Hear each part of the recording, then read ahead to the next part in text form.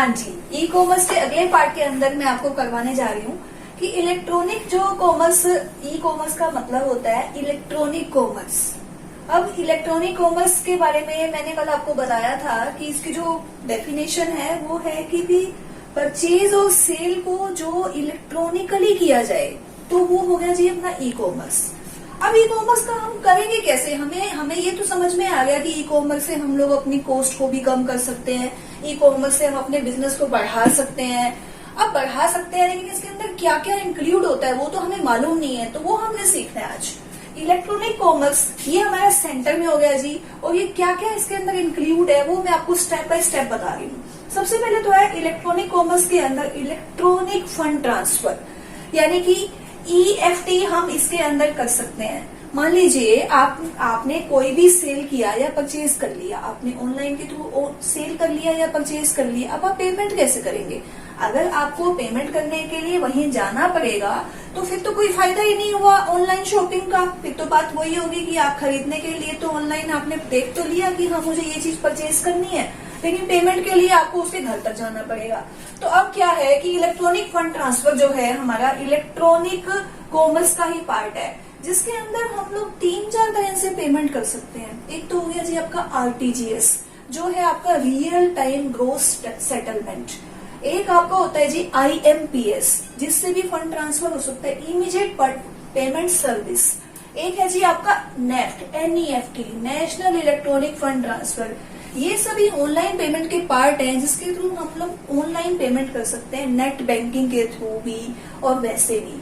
ठीक है जी, ये हमारा इलेक्ट्रॉनिक कॉमर्स का पार्ट हो गया। सेकेंड पॉइंट है आपका कि इलेक्ट्रॉनिक मैसेज भी कर सकते हैं। अब आपको कोई चीज पसंद आ गई, आपने मैसेज करना है कि मुझे तो ये चीज पसंद आ गई है, हाँ जी मैं इसको खरीदना चाहता हूँ। अब आप उसको बताओगे कैसे?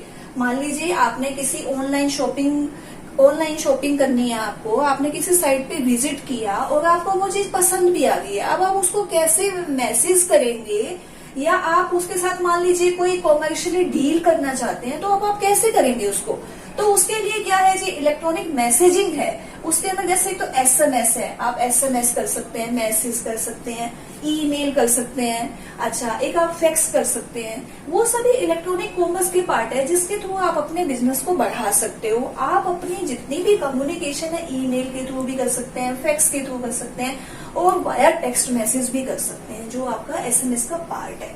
अच्छा जी, अब आपने ईमेल भी कर ली, मैसेज भी कर दिया, सब कुछ है। अब आप चाहते हो कि आपके पास प्रोडक्ट की पूरी जानकारी आ जाए, कहाँ से स्टार्ट हुआ, ये कैसा प्रोडक्ट है, और जिससे आप परचेज कर रहे हो उस कंपनी के बारे में सारी डिटेल आप जानना चाहते हो कि मैंने जिस कंपनी से अपनी डील करी या मैं अपनी कंपनी बनाना चाहता हूँ तो मैं क्या सही कर रहा हूँ या नहीं कर रहा।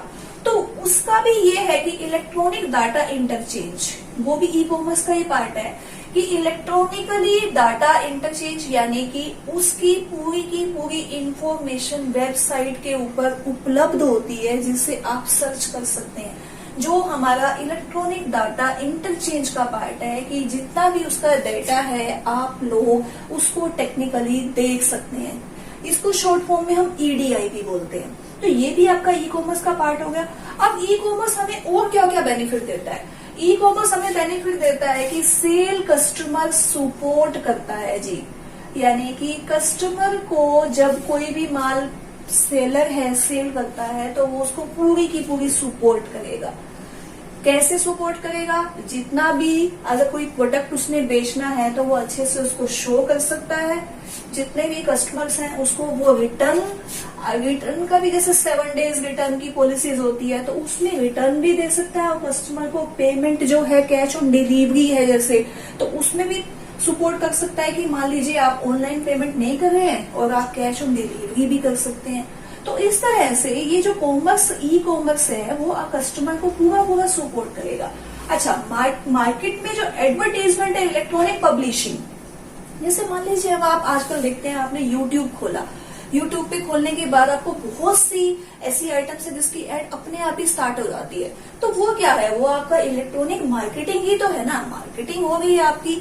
आप टीवी के ऊपर देख रहे हैं, आपने कोई भी सीरियल देखा, उसमें आपकी एड आ रही है आपकी कंपनी की, जिस कंपनी में आप काम कर रहे हैं, तो वो भी तो एडवर्ट, ये जो है वो ई कॉमर्स का ही तो पार्ट है ना।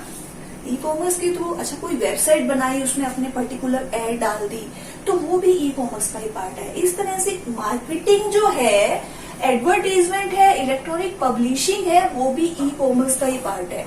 उससे भी हम अपने बिजनेस को बहुत ज्यादा बढ़ा सकते हैं।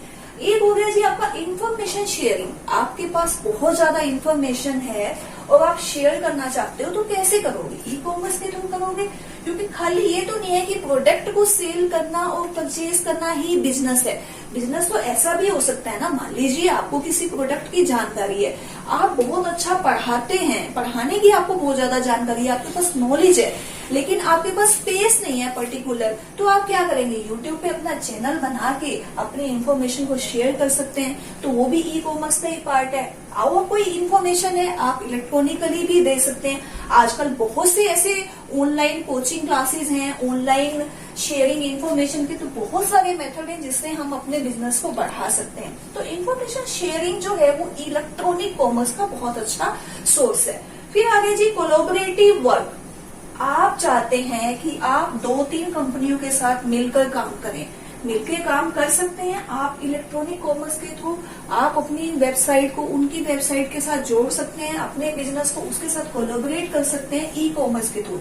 जैसे कि आजकल ग्लोबलाइजेशन हो चुका है मार्केट का, तो बहुत सारी जो MNCs हैं वो यही तो करती हैं कि इंडियन कंपनीज के साथ कोलैबोरेट करती हैं और उसके बाद मिलकर बिजनेस करते हैं। हमारी कंपनीज फॉरेन कंपनी में जाने से हमारी जो इंडियन कंपनीज है वो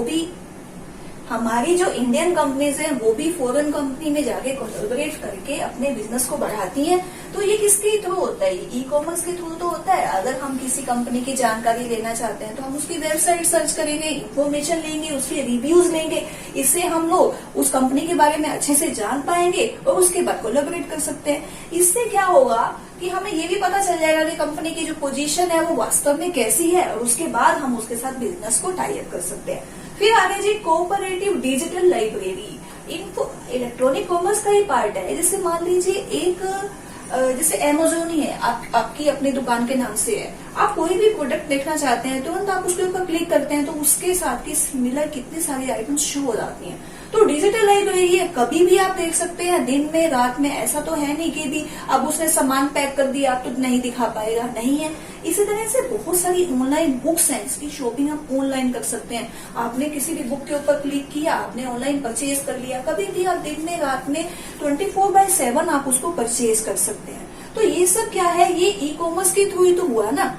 आपको ना तो मार्केट में जाना पड़ा, ना कुछ करना पड़ा, घर बैठे आपने सर्च किया और आपने उसकी परचेजिंग या सेलिंग कर ली।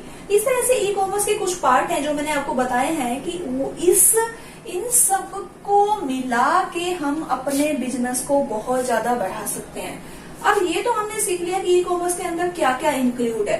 अब ई कॉमर्स के जरूरी तो नहीं है कि बहुत सारे बेनिफिट्स होंगे, उसके डिसएडवांटेजेस भी हो सकते हैं। तो हम दोनों को समझेंगे कि इसके जो एडवांटेजेस क्या हैं और डिसएडवांटेजेस क्या हैं। ठीक है जी।